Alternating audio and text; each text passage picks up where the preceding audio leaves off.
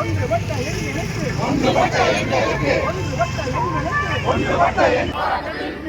தோழர்களே, வீர வணக்கம், வீர வணக்கம், உங்களுக்கு எங்கள் வீர வணக்கம்.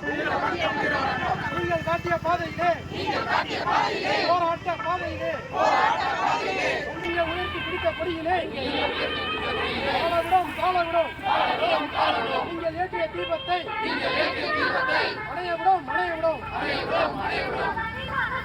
வரையறுக்கப்பட்ட காலமுறை ஊழியம் அரசே வழங்கிட வேண்டும். ஊழியர்களின் வாழ்வு நிலையை புரிந்து கொண்டு இறந்து போன குடும்பத்திற்கு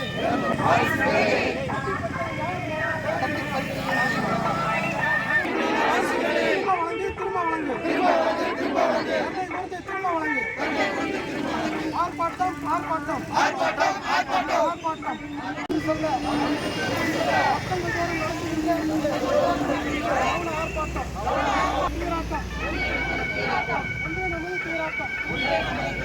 போராடாமல் பெற்றதில்லை, போராடினும் தோற்றதில்லை, தொழிற்சங்கம் தோற்றதில்லை, தோற்றது உலகிலே வரலாறு இல்லை. தமிழக அரசை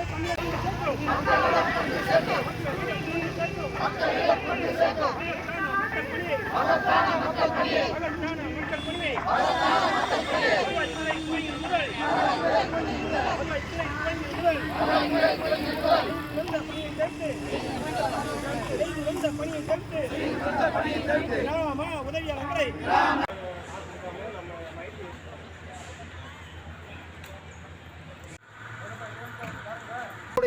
அந்த நம்மளுடைய ஊழியர்கள் வந்து இறந்தாங்கன்னா அவங்களோட மாவட்ட மையத்தின் சார்பாக இன்று நடக்கும் கவன ஈர்ப்பு ஆர்ப்பாட்டத்தில் கலந்து கொண்ட அனைத்து ஊழியருக்கும் திருச்சி வட்டத்தின் சார்பாக நன்றிகளை தெரிவித்துக் கொள்கிறேன்.